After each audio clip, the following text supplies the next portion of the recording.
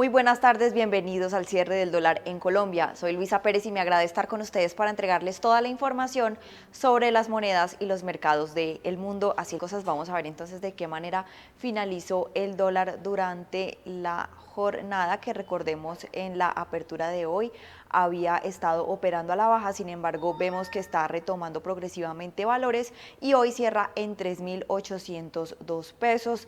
Llegó a alcanzar un mínimo de 3.766 y un máximo de 3.810 con un promedio de 3.788 pesos. Es decir que el dólar pues obviamente rompió ese récord de los 3.800 y está operando por encima de ese valor. Y a propósito de la jornada del mercado cambiario en Colombia, esto nos explica Edgar Jiménez, quien es profesor de finanzas de la Universidad Jorge Tadeo Lozano, sobre el comportamiento de la divisa en la sesión.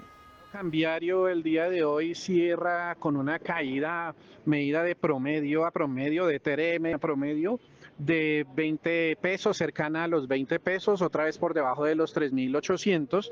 Esto un tanto en sintonía con lo que sucede en la región, en Latinoamérica, no tanto el índice de XY, que permanece relativamente estable, también digamos muy moderado, y por el contrario también hoy vemos aumentos importantes en la tasa de interés de los bonos del Tesoro de los Estados Unidos, movimiento fuerte de casi 5 básicos que llevaba a pensar que de pronto podríamos tal vez hoy estar acá en Colombia por encima de los 3.800 de manera sostenida, pero no, digamos que no sucedió así. Lo que sí estamos observando hoy son mínimos históricos en tasas de cambio. En Chile, ya yendo casi a los 900 pesos chilenos, algo novedoso, venimos de un nivel de resistencia y soporte en su momento también de 950 pesos. El peso mexicano también bastante, por resaltar, bastante novedoso aquí el tema, ya intentando romper esa zona de los 18 pesos por dólar de los Estados Unidos, cuando el año entero casi estuvimos buena parte de este periodo por encima de esa referencia. Siendo así, pues Colombia pues no fue la excepción tampoco y marcamos niveles por debajo de 3.800, no mínimos históricos. Digamos que nos estamos pareciendo un poco más a Brasil, más que a México y a Chile, por lo menos en estas jornadas. Brasil también afloja un poco, pero no significativamente. Y en Colombia, pues como ya lo mencionamos, peso colombiano con cara de terminar el año por debajo de 3.800 pesos.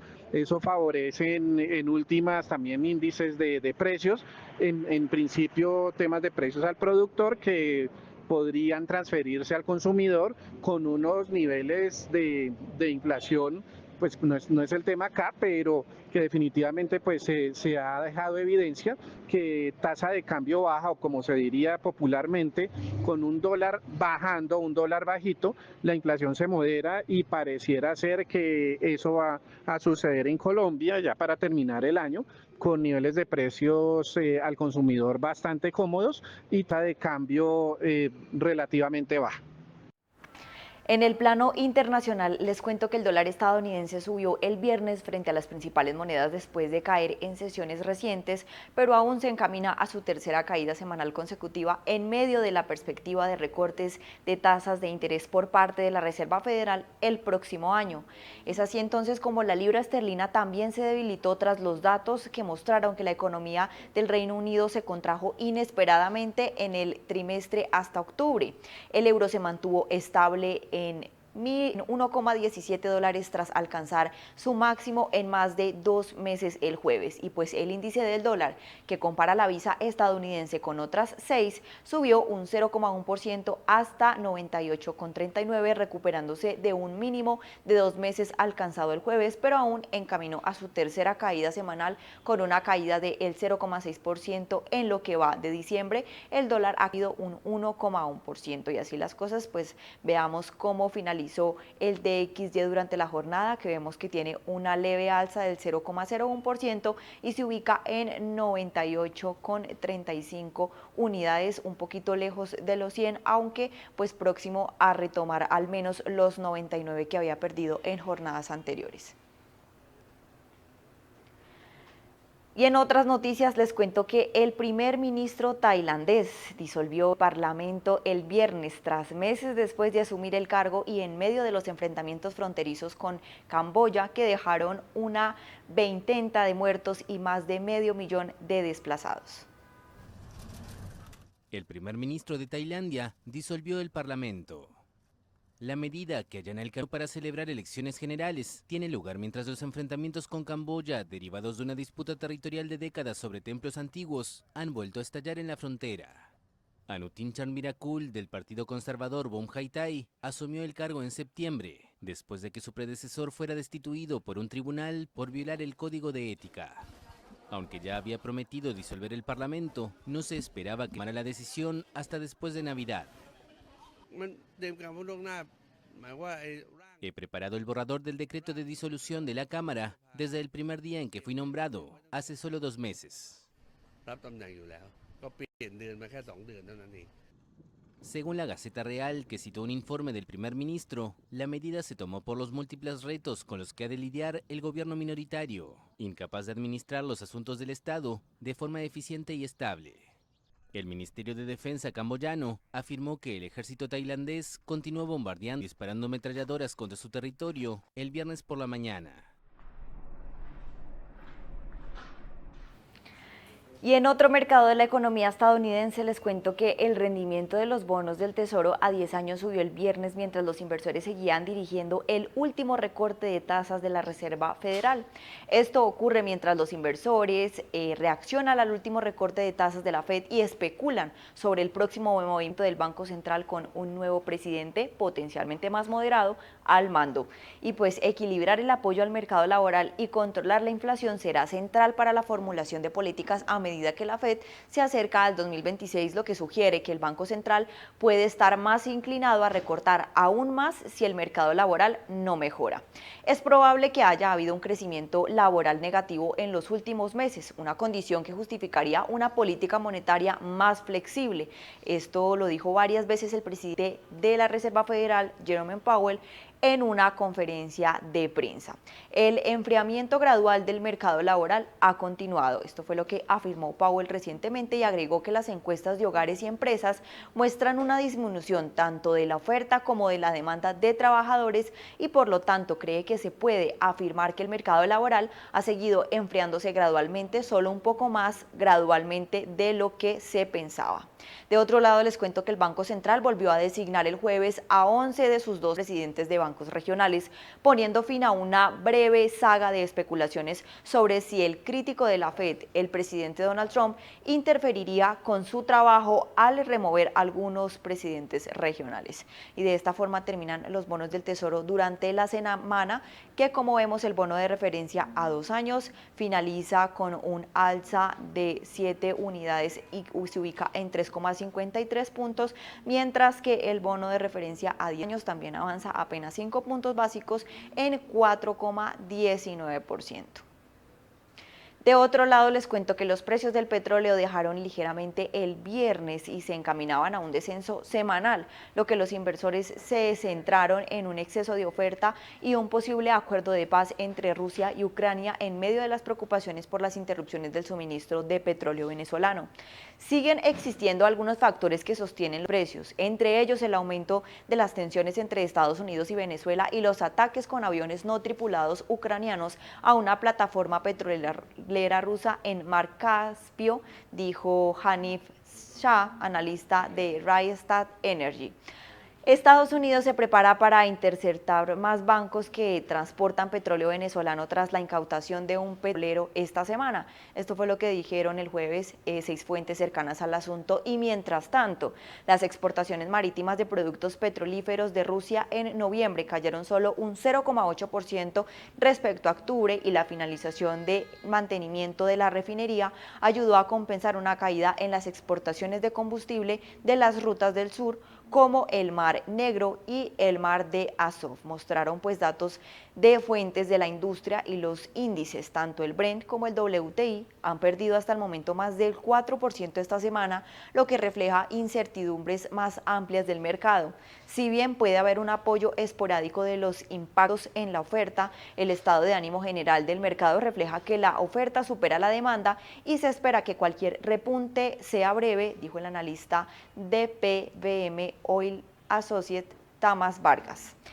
Los datos de la Organización de Países Exportadores de Petróleo indicaron que la oferta mundial de petróleo coincidiría estrechamente con la demanda en el 2026, una perspectiva que contrasta con las proyecciones de la Agencia Internacional de Energía, pero que es más pesimista que a principios de este año, cuando la OPEP vio que la demanda superaba la oferta. Bajo este contexto, así se comporta el petróleo en esta jornada y vamos a comenzar entonces por el WTI de referencia estadounidense, que avanza 0,9%, contrario a ese resultado que veíamos esta mañana, que estaba descendiendo. Sin embargo, al finalizar la jornada y la semana vemos que avanza levemente en $57.65, y el Brent también alineado a ese resultado del WTI avanza 0,07%, un poco menos, aunque todavía se mantiene por encima de los $60, específicamente $61.32, y esto pues vemos que el petróleo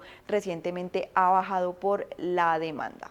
Y así las cosas, pues veamos entonces otra parte de noticias internacionales, y les cuento que Estados Unidos confiscará el petróleo del buque cisterna que asaltó el miércoles ante las costas venezolanas e impondrá sanciones contra sobrinos del presidente Nicolás Maduro y navieras que transporten crudo venezolano, una significativa escalada en el pulso con el gobierno de Nicolás Maduro. Estados Unidos confirmó el jueves que confiscará el petróleo del buque cisterna interceptado esta semana frente a las costas de Venezuela. El navío, sancionado desde hace años por transportar crudo de Venezuela e Irán, llevaba 1,1 millones de barriles cuando fue abordado. Según Washington, el buque, antes identificado como Adisa y señalado por presuntos vínculos con cuerpos de seguridad iraníes y con Hezbollah, está siendo trasladado a un puerto estadounidense mientras su tripulación continúa siendo interrogada. Estados Unidos tiene en este momento un equipo completo de investigación sobre el terreno en el buque y se está entrevistando a las personas a bordo, además de incautar cualquier evidencia pertinente. Con respecto al petróleo, ese es un asunto distinto. Como sabes, se irá a un puerto estadounidense y Estados Unidos sí tiene la intención de confiscar el petróleo. La Casa Blanca defendió la operación como un golpe directo al régimen de Caracas, mientras la ONU expresó su preocupación por la incautación. Desde Caracas, Maduro denunció el operativo como un acto de piratería internacional y aseguró contar con el respaldo del presidente ruso Vladimir Putin, con quien sostuvo una conversación telefónica. Decomisar crudo representa una significativa escalada en la campaña de hostigamiento contra Venezuela, un país devastado por la crisis económica y aislado políticamente, que sobrevive gracias a la venta de sus recursos naturales. El gobierno estadounidense también anunció nuevas sanciones contra 3 sobrinos de Maduro por parte de su esposa Cilia Flores. 2 de ellos, Franky Francisco Flores de Freitas y Efraín Antonio Campos Flores, fueron arrestados en Haití en 2015 durante una operación encubierta de la DEA, tras intentar enviar más de 800 kilos de cocaína a Estados Unidos. Ambos fueron juzgados y condenados en 2017 en Nueva York, antes de ser liberados en un intercambio de prisioneros durante la administración del expresidente Joe Biden. Ahora Washington retoma el caso e incluye además a Carlos Eric Malpica Flores, exalto funcionario del gobierno de Venezuela, y contra 6 navieras que transportan crudo venezolano. Además, les cuento que el presidente ucraniano Volodymyr Zelensky dijo este jueves que Estados Unidos sigue presionando a Kiev para ceder grandes concesiones territoriales a Rusia en las negociaciones para terminar la guerra que, según la Casa Blanca, tiene a Donald Trump extremadamente frustrado. El presidente de Estados Unidos, Donald Trump, está frustrado con Ucrania y con Rusia. Fue el jueves la portavoz de la Casa Blanca, en momentos en que las negociaciones para poner fin a la guerra se han estancado. No quiere más palabras, quiere acción, quiere que esta guerra termine, y la administración ha dedicado más de 30 horas solo en las últimas 2 semanas a reunirse con rusos, ucranianos y europeos y hablar con ellos también, así que veremos qué pasa con las reuniones este fin de semana y estén atentos. Trump conversó con líderes de Reino Unido, Francia y Alemania, que propusieron realizar una reunión el fin de semana con Ucrania y Estados Unidos. Pero el mandatario estadounidense puso en duda la participación de su gobierno y reveló que hubo un intercambio en términos bastante duros. El presidente ucraniano Volodymyr Zelensky afirmó el jueves que Estados Unidos sigue presionando a Ucrania para que haga grandes concesiones territoriales a Rusia, con el fin de terminar la guerra que empezó en febrero de 2022. Hace aproximadamente una hora conversamos con un equipo estadounidense sobre posibles garantías de seguridad para Ucrania. Estamos trabajando en un documento marco que debe ser lo suficientemente sólido como para funcionar eficazmente. Creemos que este documento debería ser aprobado por el Congreso de Estados Unidos. Esto significaría garantías de seguridad sólidas y legalmente vinculantes para nuestro país que deben implementarse efectivamente. Según la última propuesta estadounidense, las tropas de Moscú permanecerían en las zonas que controlan en el sur del país, como Donetsk, Jersón, Lugansk y Zaporilla, pero se retirarían de las áreas del norte que Rusia no reclamó como suyas, como Kharkov, Sumy y Dnipropetrovsk. Zelensky afirma que hay 2 puntos clave de discordia: el territorio de Donetsk y todo lo relacionado con él, y la central nuclear de Zaporilla. Añadió que aunque no había una fecha límite para cerrar un acuerdo, Washington quería tener los detalles del pacto listos para Navidad. Según Zelensky, pese a la agitación diplomática, no ve indicios de que Rusia quisiera detener su invasión. El jueves, Rusia reivindicó la toma de Siversk en la región de Donetsk, una ciudad que abre el camino para acercarse a grandes ciudades como Kramatorsk y Sloviansk, algo desmentido por Ucrania. El este de Ucrania ha sido devastado desde que Rusia lanzó su ofensiva en febrero de 2022, con decenas de miles de muertos y millones de personas obligados a huir de sus hogares. Y con esta información llegamos al final de este espacio. Espere a continuación toda la programación que tenemos para ustedes aquí en Primera Página, el canal de los negocios.